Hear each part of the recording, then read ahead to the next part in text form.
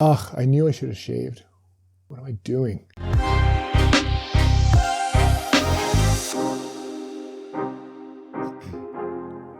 Hey guys, welcome back to the channel. My name is Theo. Thanks for hanging out. This is going to be the first of, I think, many more mid-month check-ins. I put up a poll on my Instagram a little while ago asking you guys what you'd prefer. If you guys like weekly updates, if you guys like mid-month kind of, every 2-week check-ins, and most of you voted for the mid-month check-in, which is awesome because that's kind of what I have the time for right now, and that's kind of what I have the brain power for right now, to be honest with you. I don't know if I have enough content or enough time to be able to put out weekly stuff, and I don't want stuff to get repetitive. I also don't want stuff to get too stale. While I like doing the monthly wrap-ups and stuff, it's usually, all books, and I talk about what I enjoyed reading that month and how things went and my plans maybe for the next month, or I'll do a separate TBR video. There seems to be enough for me to talk about kind of in the middle of the month usually.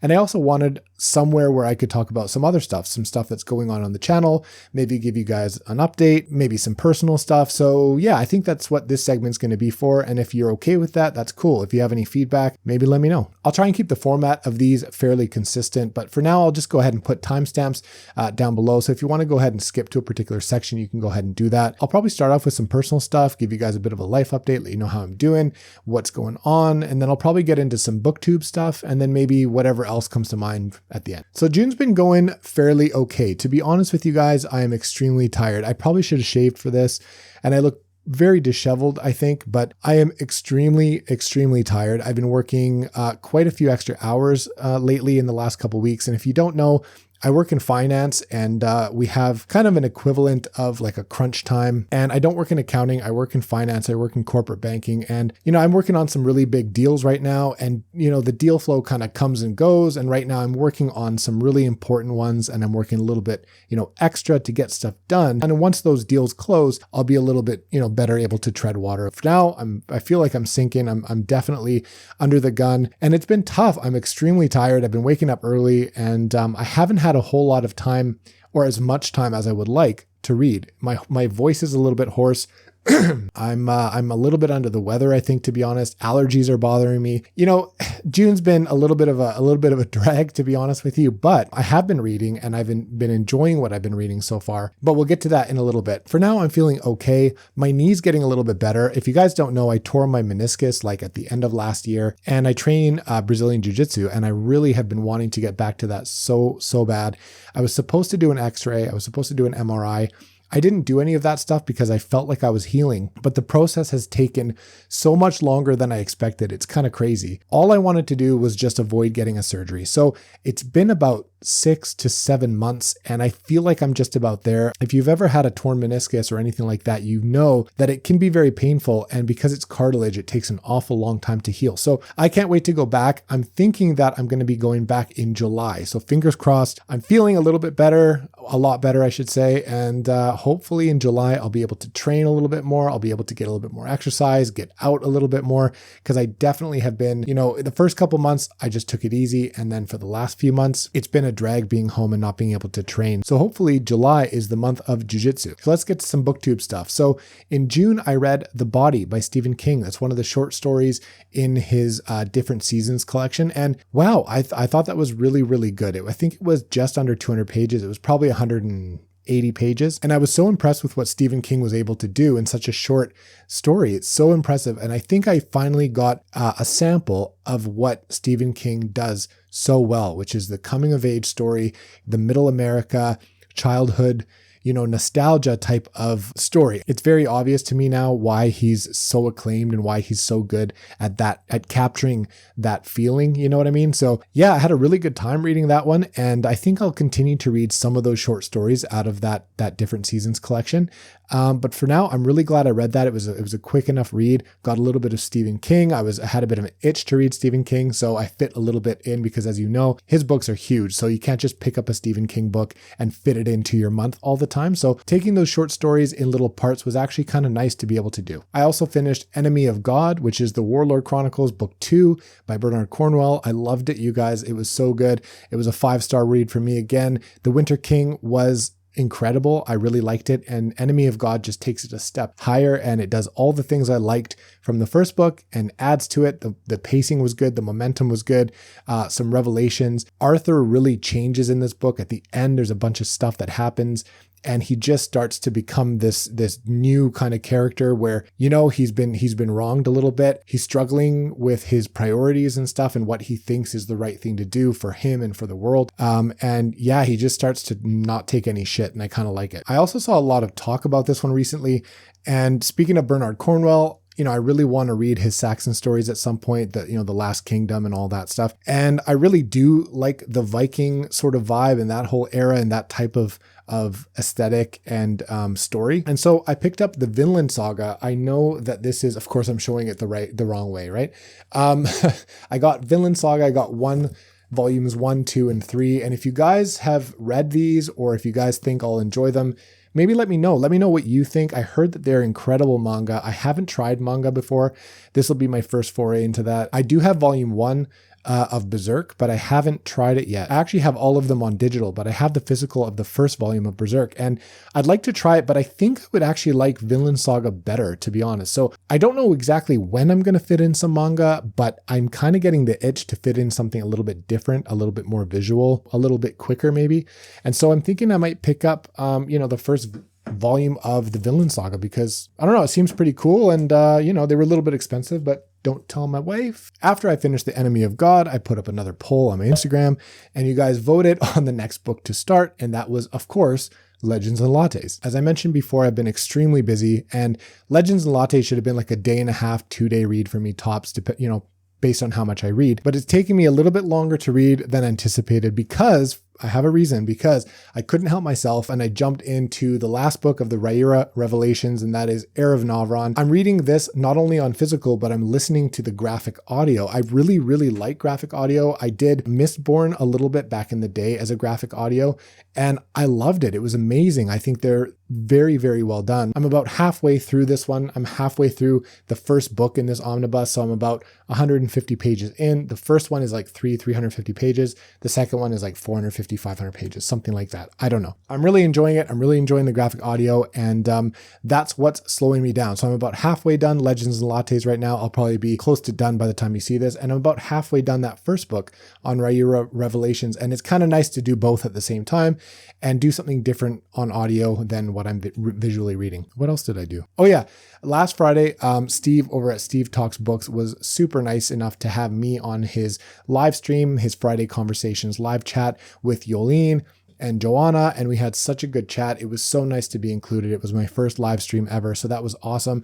I followed Yolene and Joanna for quite some time. Yolene, I'm actually newer to her channel, but I've been following her for a while, and I've been following Steve over at Steve Talks Books for quite some time too, so it was kind of cool to be invited. I think we talked about quite a few different things. We talked about hobbies outside BookTube. We talked about reading speeds. We talked about tons of different books, standalones. We talked about Malazan. We talked about a ton of stuff. So if you're curious, go check that out. That is on Steve Talks Books channel. And what was really funny was my cat made an appearance. So if you want to meet Lord Gordon Ginger Tabby, go ahead and watch that video. And then on the Saturday, I actually already had this planned. I did my very own live stream. So I hosted my own live stream on my channel, and I was joined by RJ Gibson. If you don't know RJ Gibson, he has a really cool BookTube channel. He's Irish, so if you're into that kind of thing, there you go. And he reads a ton of fantasy. He's a voracious reader. He's very well read. So go check out his channel as well. But I ended up seeing a video of his where he did a live reading sprint, and I joined him in the comments there for a bit, and I ended up reading along with him while he was sprinting and, getting some pages in and stuff. And so that was kind of fun. And I thought, you know what, I'd like to do that. So I hosted my own live reading sprint. I was joined, of course, by RJ Gibson. And what's really funny is that video now has almost 3,500 views. And I don't really know what happened. My wife seems to think that we were hit by a bunch of bots. It's definitely many, many more than all my other videos, probably even combined at this point. I don't even know. But thanks for stopping by. For those of you who popped in and joined us for the reading sprint or just said hello in the comments, that was awesome. So thanks a lot. We did get a little bit of reading in. We ended up talking quite a bit at the beginning, quite a bit at the end. Go check out that video. It was a good chat. We had a really good time. We read a little bit in the middle. We talked a bunch at the beginning and a bunch at the end. So go check out that video if you have time. But yeah, we talked about a ton of different things, ton of different books, series, whatever, authors, accents. We talked about how RJ has a delicious accent. If you don't know what I'm talking about, go watch the video. But yeah, we had a good time. Thank you, RJ, for joining me. I'm probably going to start having more people on the channel. I have been invited to a couple other live streams, but I do think that the reading sprints I think it's a fun way to, hang out with somebody or a group of people, also get some reading in. If you're watching them, it motivates you to read as well. And you end up having kind of a on the fly kind of chat as well. And people in the comments can drop by and say hello and ask questions. And so we had a really good time doing that. So you'll probably see, a reading sprint from me maybe once a month. So if you enjoy that type of thing or it sounds interesting, then keep an eye out for that. On the channel, I've posted a few videos so far in June. I obviously posted my May monthly wrap up. It was a pretty good reading month. I had 4 stars and above. I finished 2 series. It was successful overall. I also posted a really fun 5-star prediction video where I go through what I think will be my 5-star predictions for the latter half of this year. So go check out that one because that was actually a lot of fun and gets me very excited for all the books that I'm going to read in the next 6 months. I had a lot of comments on that one too, saying I was pretty on track and that a lot of my predictions were 5 stars for them, or they think that they're going to be as well. So sounds like I'm on the right track for those predictions. We will see at the end of the year how that turns out. The last video I just posted was my cover comparisons. I found out that there's a lot of fantasy covers that kind of look similar. There was one in particular that caught my eye, reminiscent of another book that I just acquired. And so that spurred the idea for the video. Obviously, there are videos like that on YouTube. I thought it'd be fun to do one myself. But again, no offense intended. That was all in good fun. Go check out that one. I had a lot of fun editing it and putting that one together. And actually, since I recorded that one, I found a few more that kind of are similar to some of the ones I showed in my video, some others that are just similar to each other that I haven't seen before. So I might make a follow-up video to that. But more importantly, you guys in the comments gave me a little bit more info on some of these books. And so I was able to do a bit more research. And after talking to some of you guys about them, they seem even more interesting. So a lot of books to read. Overall, the channel's going really well. I just wanted to thank you guys because in June, we crossed over 250 subscribers. And right now we're in the 280s and we're pushing 300. And that kind of boggles my mind. My wife doesn't understand why any of you care to pay attention to these videos. And to be honest with you, I kind of don't either. But then I take a step back and I'm like, well, I watch a lot of BookTube and I like following all these people too. So you know what? Whatever, I kind of get it. Speaking of people I watch, I also had a bit of a BookTube win. So a friend of mine, Jack in the Book Stack, put out a video I think it was in a video she mentioned that she was looking for some strong female leads. She was not really, the women she was reading the characters in her book weren't really cutting it. And she was asking people for recommendations. So I recommended Nevernight. I thought she would really like the character of Mia. Doesn't take any shit. Very independent, very, very tough.